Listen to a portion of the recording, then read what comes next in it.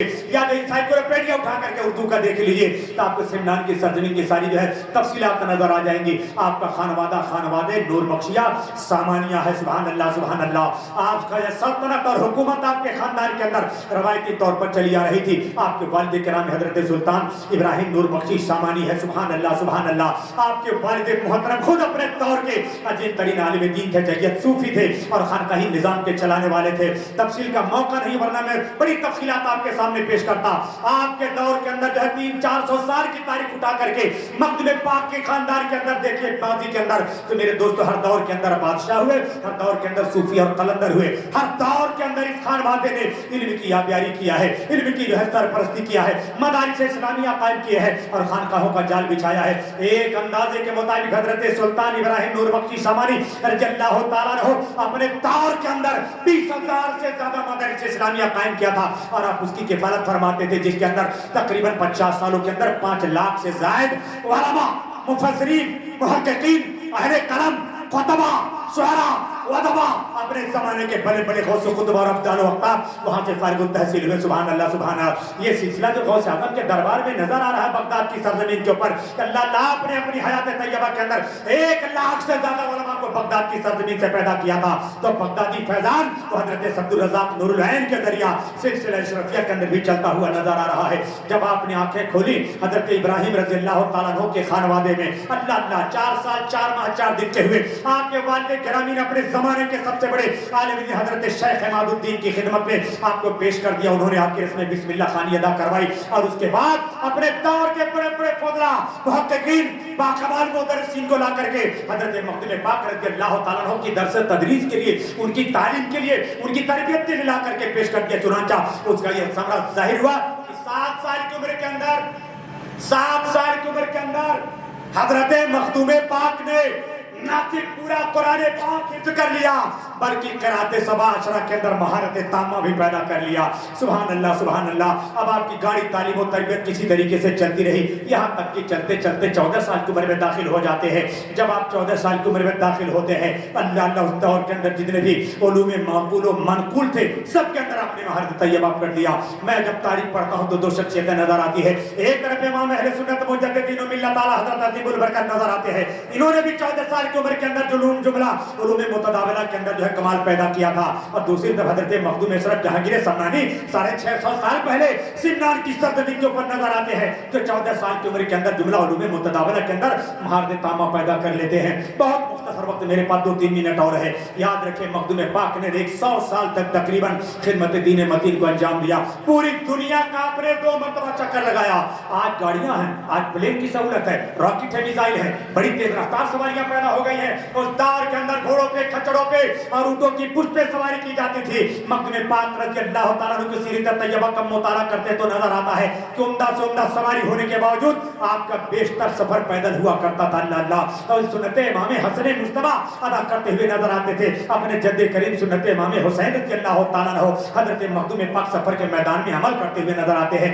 کہاں سمنان ہے, کہاں بنگال کی وادیاں ہیں, مگر چلتے وہاں سے تو کبھی گھوڑوں پہ کبھی اونٹوں کی پشت پہ چلتے ہیں. اور سفر کا تقریباً 70% حصہ مخدوم پاک نے پیدل چل کر کے پہاڑوں میں, بیابانوں میں اور دریاؤں کے اندر سفر طے کر کے بنگال کی سرزمین کے اوپر پہنچے ہیں. یاد رکھیے آج ہم ہندوستان کا بھی چکر نہیں لگا سکتے, ہم پورے بڑے ضلع کو بھی قاعدے سے نہیں دیکھ پاتے. مخدوم پاک نے اپنی زندگی میں اس سواری اور تکلیف کے دور میں 2 مرتبہ پوری دنیا کا چکر لگایا ہے. بڑے بڑے دنیا کے اندر سیاح گزرے ہیں. ابن بطوطہ جیسا بڑا مشہور سیاح گزرا ہے عربی زبان کے اندر جس نے اپنا پورا سفر نامہ لکھا ہے.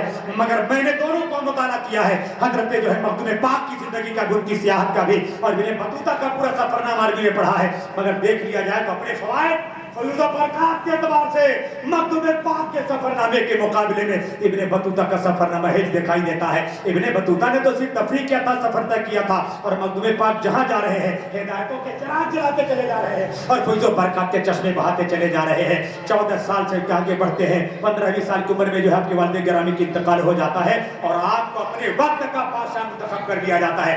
10 साल तक आप खिदमत अंजाम देते रहे। अपने दौर के अंदर आपने दर्जनों ममालिक को फतह किया और बड़े अजीम शान कारनामे अंजाम दिए। उसके बाद जब 10 साल के जो है गुजर जाता है, हजरत खिदर अलैहिस्सलाम आते हैं आपकी बारगाह करम में और हुक्म करते हैं कि अल्लाह ताला ने आपको हुकूमत इक़्तिदार के लिए नहीं पैदा किया है, बल्कि खल्क़ खुदा की खिदमत के लिए पैदा किया है, तबलीग दीन के लिए पैदा किया है, दावत अल्लाह के लिए पैदा किया है, दुनिया के अंदर कलमा हक की आवाज़ को बुलंद करने के लिए पैदा किया है। अब आज तक तो ताज को छोड़ करके तर्क सल्तनत करके आप अपने शेख की बारगाह करम के हजरत सुल्तान हजरत शेख यह अलाउल हक मंडवी रज़ी अल्लाह तआला अन्हु के दरबार करम में हाजिर हो जाइए। 10 साल हुकूमत करने के बाद महबूबा हिंदुस्तान की सरजमीन का रुख करते हैं। 12 साल अपने शेख की खिदमत रखते हैं। फिर शेख हुक्म देते हैं कि तुमको विलायत जबलपुर अता की जाती है। अब बंगाल की सरजमीन को तुम तर्क करो विलायत जबलपुर को हासिल करने के लिए और वहां पर खिदमत खल्क अंजाम देने के लिए चले जाइए। अब लंबा तब से बड़ी लंबी तफसीलात वहां से आप चलते हैं, जबलपुर आते हैं, वहां से आते हैं अहमदाबाद आते हैं, फैजाबाद को होना, वहां से चलते हैं तो फैजाबाद की सरजमीन पर आते हैं, फिर बसखारी की सरजमीन पर पहुंचते हैं, फिर यहाँ के चौचा की सरजमीन पर पहुंचते हैं। आपके शेख ने आलम मुकाशफा के अंदर इस सरजमीन को दिखा दिया था जहां पर आज मखदूम पाक आराम फरमा है। आपने जब देखा इस सरजमीन को, यहाँ के पाक और यहाँ के दरख्तों को, एक सद बजे और कहा यही वो मकान है जिसे आलम मुकाशफा के अंदर मेरे शेख अलाउल हक मंडवी अलाउल मिल्लत व दीन ने दिखाया था और आपने अपना खेमा यहीं पर नस्ब कर दिया। वो दिन था, आज का दिन है, अब तक आपका फैजान यहीं पर जारी और सारी है।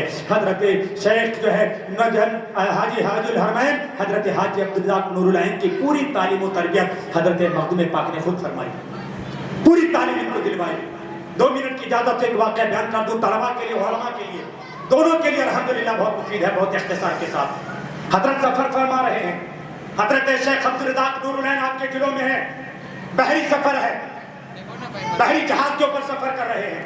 एक बहुत बड़े अपने जमाने का नामा दक्काक मुहक्किक माकूली मंतिकी उलूम जदीदा के एक्सपर्ट हजरत अल्लामा मौलाना जमालुद्दीन बदख्शानी भी उसके अंदर सफर कर रहे थे और आपके पास उस वक्त के दौर में 1,20,000 दीनार का माल लेके जा रहा था और लेकर के बेचने के लिए जा रहे थे। हजरत अब्दुल रज़ाक नूरुल ऐन को मालूम हुआ कि ये तो जो है इल्म जो है जदीद के माहिर हैं, जिस इल्म को हासिल करने की मेरी ज़माने से ख्वाहिश थी, तमन्ना थी। शेख की बारगाह में आकर कहराज करते हैं सरकार अल्लामा जमालुद्दीन बदख्शानी भी इसी कश्ती के अंदर है, वो भी सवार हैं, आप अगर इजाज़त मरहमत फरमान में उनको हुक्म दे दें तो मेरी देरीना ख्वाहिश पूरी हो जाएगी। चुनांचे चंद असवाक आपने पढ़े और उसके बाद उनका सफ़र अलग हो गया, इसलिए अल्लामा जमालुद्दीन बदख्शानी को मुल्क रूम के अंदर जाना था तो उन्होंने उज़्र किया मुझे रूम के अंदर जाना है, अपना माल तिजारत लेकर के जाना है। हजरत मखदूम पाक ने जो है अपनी त्योरी चढ़ाई और फरमाया मौलाना कितना माल है आपका? माल का हिसाब लगाया गया 1,20,000 दीनार, 1 करोड़ से ज्यादा जिसकी मालियत होती है। आपने फरमाया सारा माल इन पर आप फर्क कर दीजिए, उन्हें पौने आप जहां चाहिए उसे ठिकाने लगा दीजिए। मेरी तरफ से 1,20,000 दीनार आपको, मेरी तरफ से आपकी खिदमत 1,20,000 दीनार पेश है, मगर हमारे बच्चे नूरुल ऐन को आप तालीम दे दीजिए। सुभान अल्लाह सुभान अल्लाह। चुनांचा जो 1,20,000 दीनार उस जमाने के अंदर पेश किया गया जिसकी आज मालियत आज के दौर के अंदर करोड़ों होती है। ये था मखदूम पाक का फैजान, ये था मखदूम पाक का करम। आप देखिए हजरत मखदूम सानी ने अपने शहजादे अनवर हजरत सैयद कुमैल अशरफ जिलानी जो मेरे भी पीरो मुर्शिद है 1980 के अंदर गोरखपुर की सरजमीन के ऊपर जिनकी गुलामी के अंदर मैं दाखिल हुआ था, चाहते तो बगैर तालीम दिलवाए सीने से पिला देते, मगर उन्होंने जामिअतुल अशरफिया मुबारकपुर के अंदर हुजूर हाफ़िज़ मिल्लत की खिदमत में अपने शहजादे अनवर को पेश कर दिया और वहाँ पर रहे। बड़ी लंबी तफसीलात हैं, दर्जनों मरतबा हमारे शेख ने मुझे अपने अशरफिया मुबारकपुर की ज़िंदगी की तफसीलात बताई है, उसके आगे का यहाँ पर मौका नहीं। आप वहाँ पर रहे, आपने जो है तमाम फजीलत की तालीम मुकम्मल की और इल्म खिताबत और इल्म जदीदा, इल्म कदीम, माकुलात और मनकुलात के अंदर मुकम्मल महारत तैयबा पैदा किया और उसके बाद यहाँ तक का मामला आ गया। हुजूर हाफ़िज़ मिल्लत के पास जब खिताबत करने के लिए दावत आती थी तो हजरत कुमैल मिल्लत को तलब किया जाता था और कहते थे सैयद साहब मिल जा, मैं नहीं जा सकता वहाँ पर लोगों की ख्वाहिश है कि कुमैल अशरफ तशरीफ ले आए, तो हजरत कुमैल मिल्लत जाया करते थे। हजरत ने मुझे खुद बताया कई बार ऐसा हुआ कि जब मुनाज़रे के लिए तलब किया जाता था और हाफ़िज़ मिल्लत की बारगाह में उसके लिए दावतनामा आता था तो हाफ़िज़ मिल्लत कुमैल अशरफ साहब को طلب کیا کرتے تھے. آپ خطابت کے لیے بھی جاتے تھے اور مناظرے کے لیے بھی جاتے تھے. اللہ اللہ اس طریقے سے اشرفیہ مبارک پور کے بزرگ ترین اساتذہ کا اپنے وقار حاصل کیا. حضور قبیلے ملت نے اس سلسلے کو جاری رکھا. اپنے نور نظر نقطۂ جگر حضرت علامہ مولانا پیر سید احمد اشرف صاحب قبلہ کو بھی اشرفیہ مبارک پور کے اندر داخل کروایا. سبحان اللہ سبحان اللہ. اور انہوں نے بھی وہاں سے جو ہے علم حاصل کر کے اپنے نور ایمان کو مکمل کیا, معین منور کیا. اس طریقے سے دیکھا جائے تو سلسلہ اشرفیہ کے اندر خاص طور پر ہمارے شیخ طریقت کے خانوادے میں طلب علم کا سلسلہ جاری ہے, تکمیل علم کا سلسلہ جاری ہے, اور انشاءاللہ تعالی آئندہ بھی یہ سلسلہ جاری رہے گا. آپ نے کل بھی دیکھا مشاعرے کے اندر, آج بھی آپ نے دیکھا اس خانوادے کے ننھے ننھے بچے سبحان اللہ کوئی تلاوت قرآن پاک کر رہا ہے, کوئی نعت مصطفیٰ پڑھ رہا ہے, کوئی مکتوب پاک کی منقبت سنا رہا ہے. انشاءاللہ تعالی اسی طریقے سے یہ خانوادہ کہ چاچا کی سرزمین کے اوپر بیٹھ کر کے پوری دنیا کے اندر جو ہے اسلام اور دین و سنت کی خدمت کرتا رہے گا. جو کچھ بھی ہوا آغاز باب ہے. اسلام زندہ باد, خانوادہ شریف پائندہ باد. السلام علیکم ورحمۃ اللہ وبرکاتہ.